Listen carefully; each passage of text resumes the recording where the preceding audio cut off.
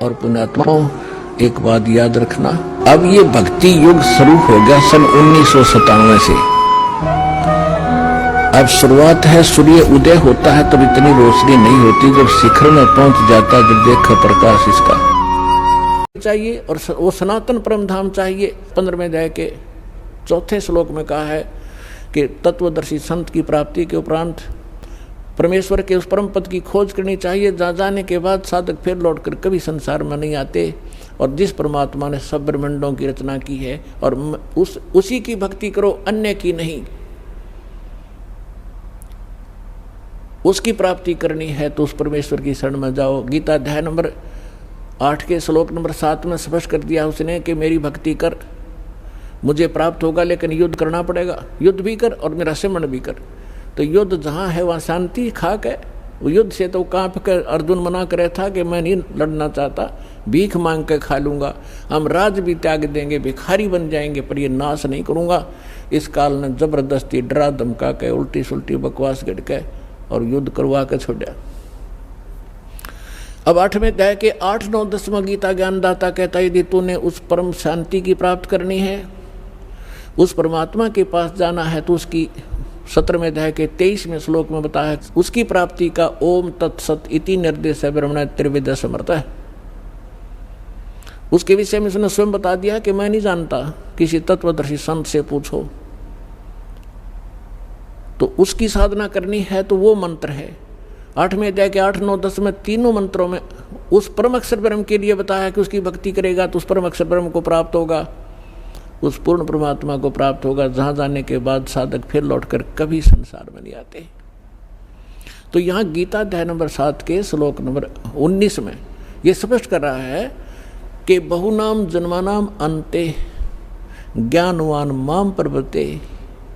7वें अध्याय के 12 से 15 तक तो स्पष्ट कर ही दिया। तीनों गुणों रजगुण ब्रह्मा सतगुण विष्णु तमगुण शिव जी की साधना करने वाले राक्षस स्वभाव को धारण किए हुए मनुष्यों में नीच दूषित कर्म करने वाले मूर्ख हैं। फिर अपने विषय में कहता है, मेरे 4 प्रकार की साधक मेरी साधना करते हैं, अर्थार्थी, आर्त, जिज्ञासु और ज्ञानी। अर्थार्थी, आर्त और जिज्ञासु को रिजेक्ट करता है कि भक्त नहीं है। ज्ञानी मेरी आत्मा है, ज्ञानी मुझे अच्छे लगते हैं और उनको मैं अच्छा लगता हूँ क्योंकि वो मेरे लिए ही तड़फ रहे हैं। लेकिन उनको तत्वदर्शी संत ना मिलने से वो मेरे वाली अनुत्तम घटिया अश्रेष्ठ गति में श्रेष्ठ आश्रित रहे। तो पुण्यात्मा दास आपको ये बताना चाहता था कि आप कितने पुण्यकर्मी प्राणी हो कि आपको वो संत मिल गया जो वासुदेव का ज्ञान रखता है।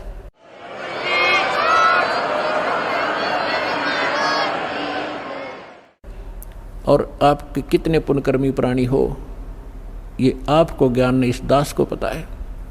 अब जो प्रसंग हम उसी पर आते हैं। अब जैसे एक जिसमें आदरणीय गरीबदास साहिब जी गांव छुरानी जिला दद्दर वाले, परमात्मा की प्यारी आत्मा, गांव छुरानी में एक किसान थे, जाट थे और अपना धंधा करा करते खेती बाड़ी का। जैसा भी ऐसी वेशभूषा थी जैसे आम हरियाणा की धोती कुर्ता पहना करते थे, बिल्कुल एक सिंपल किसान जैसे होते हैं। और हमने संत की परिभाषा मान रखी है, दाढ़ी बढ़ा रखी हो, सिर पर बड़ी बड़ी जटा हो, शरीर पर तन पर राख रमा रखी हो कि तो धूणे ला कर बैठा हो, या लाल पीले कपड़े कर रखे हो, या कति मुंड मुंडवा रखा हो, 2-4 तलक ला रखे हो, गले में 5-7 माला पैर रखी हो। तो हमने संत की वेशभूषा ऐसी मान रखी थी। और गरीबदास साहिब जी को परमात्मा मिले, सतलोक दिखाया, वो मूल मंत्र दे दिए सारे, वो भक्ति करा करते थे। और परमात्मा ने कहा था कि जो 12वां पंथ गरीबदास का आवेगा उसमें मेरी महिमा की वाणी पुनः प्रकट होंगी। तो गरीबदास जी के द्वारा परमेश्वर ने अपना यथार्थ ज्ञान पुनः प्रकट करवाया, क्योंकि उनको मालूम था कि कबीर सागर के अंदर ये कबीर के 11-12 पंथ कुछ घुसपैठ करेंगे और यथार्थ ज्ञान को कुछ उसमें फेरबदल कर देंगे। तो परमेश्वर ने दोबारा वो ज्ञान कवा दिया और ऐसी जगह सुरक्षित रख दिया गरीबदास जी द्वारा लिखा हुआ एक ग्रंथ है, और उसके विषय में दास तो गरीबदास पंथ से ही अलग हुआ है। खूब जानकारी थी कि किस सब ने ये बता रखा था कि गरीबदास जी ने जो वाणी लिख रखी है, किसी ने मात्रा भी गलत लिख दी और कोई फेर बदल कर दिया वाणी में, तो उसका बहुत बुरा हाल होगा। एक संत ने लालदास नाम का एक संत, दालदास नाम का एक संत था, उसने गरीबदास जी की वाणी में एक ऐसी, जैसे अपने बच्चों को माता पिता भी गाली दे देते हैं, तो वो उसमें ऐसी कुछ भाषा लिख प्रयोग कर रखी है धमकाने के लिए कि चेतावनी में चूक नहीं और क्या देऊं गाली, कि कहना था बहुत कुछ कह दिया कि और गाली दूं तुम्हारे को, इस तरह की और भी कुछ है। तो उसने सोचा कि ये अभद्र से शब्द हैं, इनको निकाल देता हूँ। उसने मूल ग्रंथ हाथ से लिखा जाता था, तो लिख तो पहले रखा था, वो बाद में हुआ था, उसने संशोधन करना चाहा, उसको पैरालिसिस हो गया, और उसने सब जगह बता दिया कि इस ग्रंथ की किसी भी वाणी को छेड़ना मत, मेरी दुर्दशा इसी कारण से हुई है। और छुड़ानी के अंदर उसकी एक अलग से मकान भी बना हुआ, दयालदास कोठी बोल रहे हैं उसने। तो उस परमात्मा ने ऐसा झटका दिया कि गरीबदास के पंथ में, इस ग्रंथ साहब में किसी ने 250 वर्ष हो गए, किसी ने मात्रा भी गलत नहीं की, जो आज अपने पास सुरक्षित है। तो गरीबदास साहिब जी ने वाणी लिखवा दी थी, एक गोपाल दास नाम के दादूपंथी संत थे, बने हुए थे, उन्होंने ये लिखा था, ग्रंथ साहब तैयार हाथ से लिख दिया था। और उसी में से कुछ अंश निकाल कर, जैसे जपजी साहब बना रखा है गुरु ग्रंथ साहब से, और गीता जी का कोई नित्य निकाल लेते हैं, 5-4 श्लोक रोज कर लेते हैं। ऐसे ही गरीबदास जी की वाणी से ब्रह्म वेदी वगैरह, ये जैसे हम आपको नित्यनेम के लिए देते हैं भक्ति बोध के माध्यम से, ऐसे वो गरीबदास जी के शिष्य जो थे वो ऐसे जाप किया करते थे, नित्यनेम ऐसे ही करते थे सुबह सुबह। तो वो लुधियाना के पास एक गांव है वासियर, उस वासियर गांव में बाहर बैठ कर कोई सफर कर रहा था, कहीं जा रहा था आगे, पहले पैदल चला करते थे। तो उसने एक तालाब देखा, तालाब के ऊपर नहा के और बैठ के वहाँ उसके किनारे और अपना नित्यनेम करने लग गया, जैसे आप डेली करते हो सुबह सुबह का। उसमें ब्रह्म वेदी पढ़ रहा था वो, ऊंचे स्वर में, रात की शांत सुबह सुबह वक़्त से बहुत अच्छी सुंदर दूर तक मधुर आवाज़ से पढ़ रहा था। और परमात्मा की वाणी तो आत्मा को खींचती है। एक राम राय नाम का सरदार जी था, और वो संतों की वाणी के बड़े दीवाने होते हैं। उसने देखा कि प्यारी प्यारी वाणी, संत की वाणी कहाँ से उच्चारित हो रही है, वो धीरे धीरे वहीं पहुँच गया। जब उसने अपना नित्यनेम कर लिया तो उससे पूछा कि भक्त, ये ऐसी प्यारी वाणी किसकी है? उस भक्त ने बताया कि मेरे पूज्य गुरुदेव जी श्री संत गरीबदास महाराज जी की है। तो उसने राम राय जी ने पूछा सरदार जी ने कि भाई ये संत अब चोले में हैं या चोला छोड़ गए, शरीर छोड़ गए? भक्त ने बताया जी विद्यमान है, और गांव छुडानी में ऐसे ऐसे गरीबदास महाराज के नाम से छोटा सा गांव है, किसी ने पूछ लेना। उसे लेकर एड्रेस कहाँ कहाँ से जाना होता चल पड़ा। अब उसने गरीबदास महाराज सुना था, उसने सोचा महाराज की परिभाषा वो जैसा मानते हैं, इस जटा हो, लटा हो, बड़े बड़े कानों मुद्रा हो, चमटा हो, लाल पीले कपड़े हो, इस तरह सोच कर चल पड़ा। अब सुबह सुबह गांव छुडानी पहुंच गया। गरीबदास जी अपने खेतों में गए हुए थे, पशुओं का चारा ले आते थे, घूमने भी जाते थे।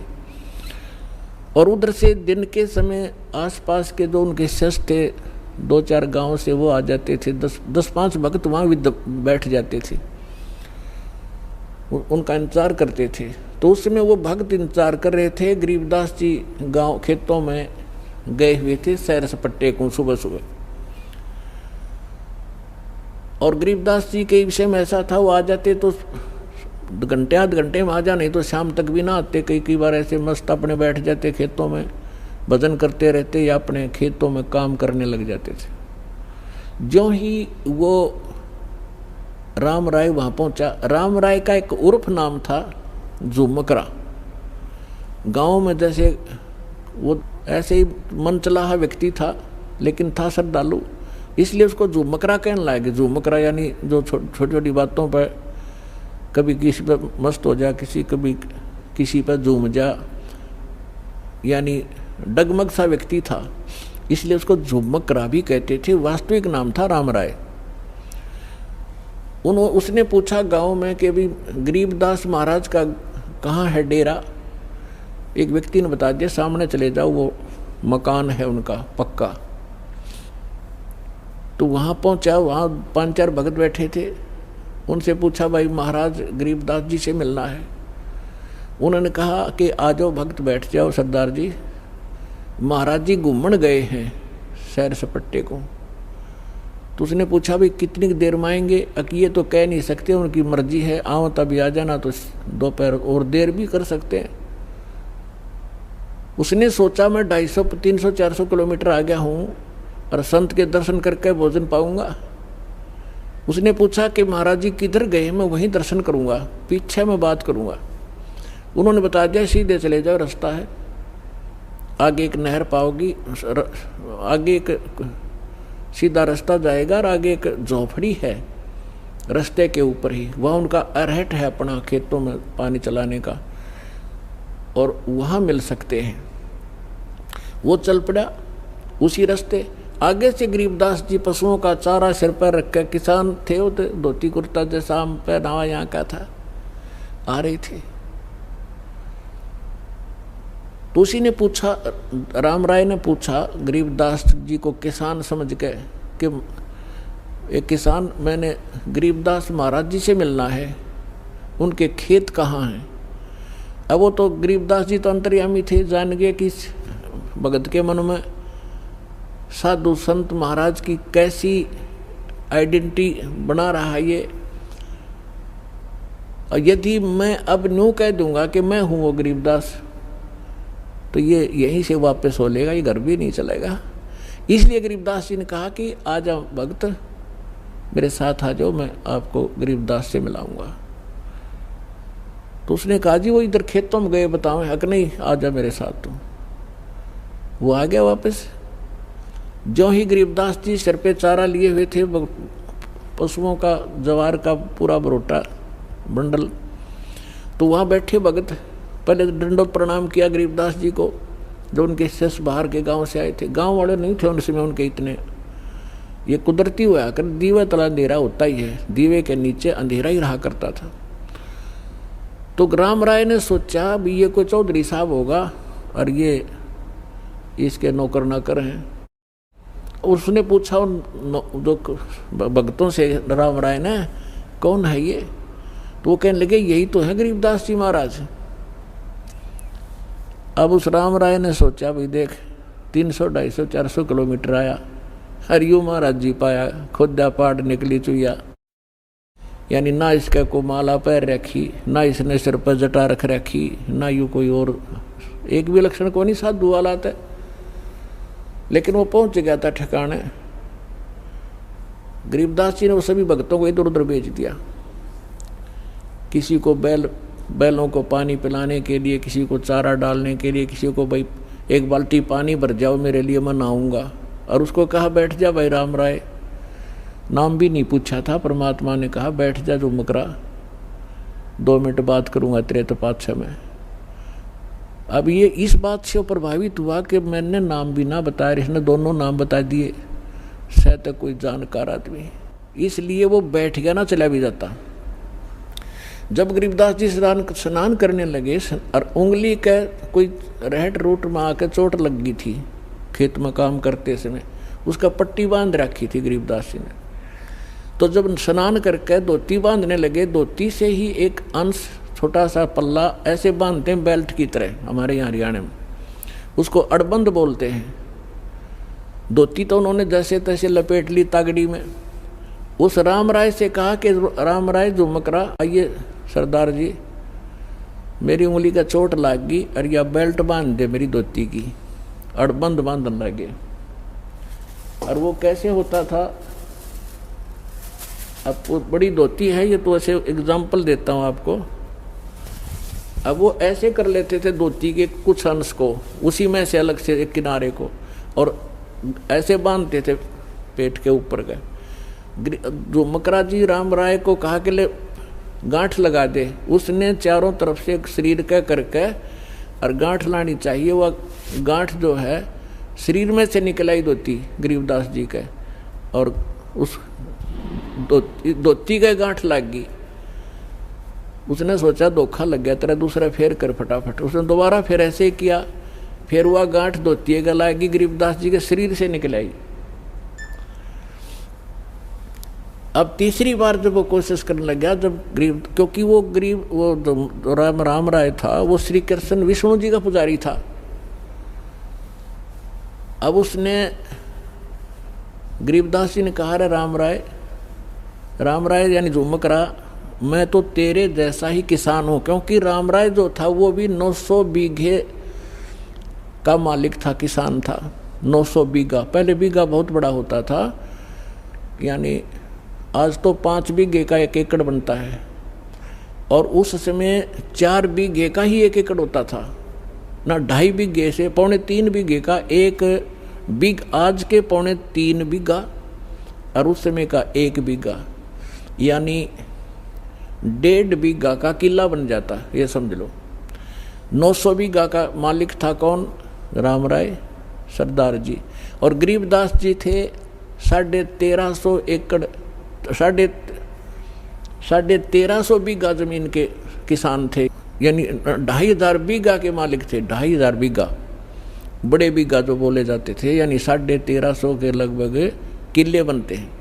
इतने बड़े किसान थे गरीबदास जी, और वो 900 बीघा का जमींदार था। तो उसने ये आइडिया लगा रखा था, ये सुना हुआ भक्तों से 2-4 मिनट बात हुई जब गरीबदास जी नहा रहे थे, और फिर वो चले गए। गरीबदास जी ने भेज दिया, जाओ तुम फलाना काम कर लो, कि ये बहुत बड़े किसान हैं, 2500 बीघा जमीन है इनके, और बड़े पहुंचे हुए महात्मा भी हैं।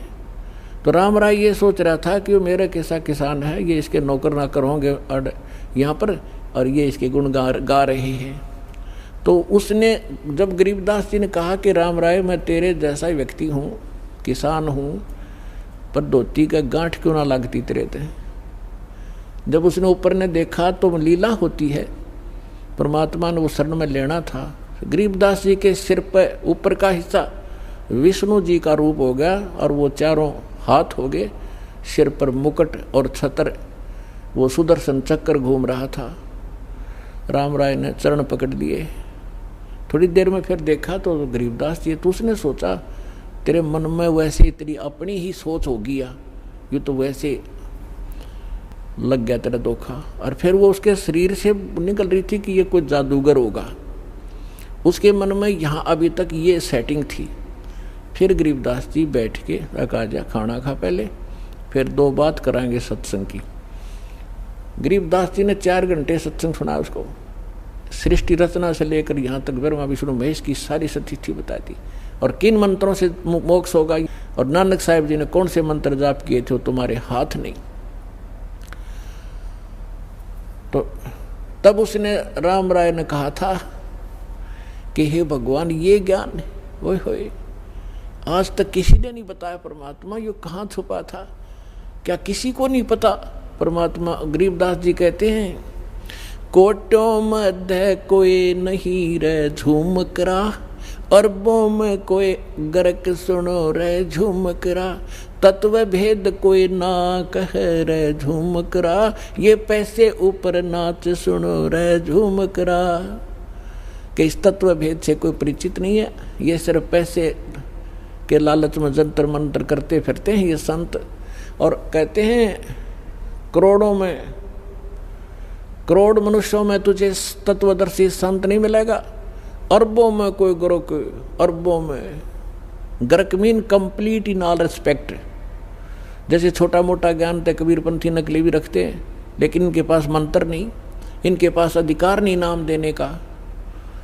तो बता, जैसे एक गांव में यदि 5000, एक गांव में 5000 आबादी है ना, तो उसमें कम से कम भी 4000 गुरु पावेंगे।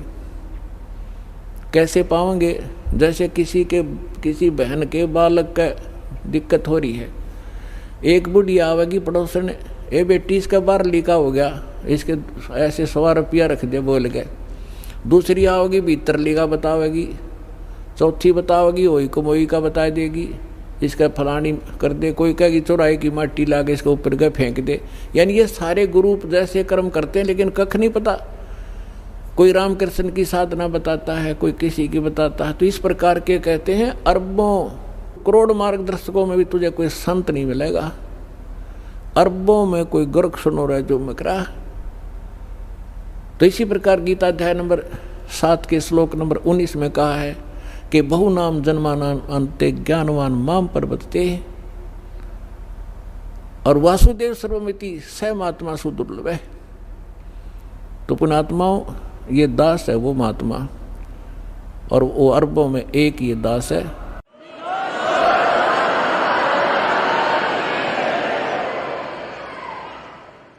और आपका सौभाग्य है, आपको ये आज दास आपको ये बताना चाह रहा था कि आप आम आत्मा नहीं हो, आप परमात्मा की विशेष प्रिय आत्मा हो। क्योंकि अभी तक आपने ज्ञान का पता नहीं, अभी तक ये सूर्य उदय हुआ ही नहीं था सच्चे ज्ञान का। अब ये थोड़ा सा उदय हुआ है, जिसके रोशनी में आप यहाँ तक पहुँच रहे हो। आप तक संदेश भेज रहे हैं परमात्मा को, टीवी के माध्यम से, कोई भाई बहन के माध्यम से, या कोई बुक पुस्तक के माध्यम से। और आपको, आप वो पुण्यात्मा हैं कि आपको सतगुरु मिले और इस समय में ये मानव शरीर प्राप्त है।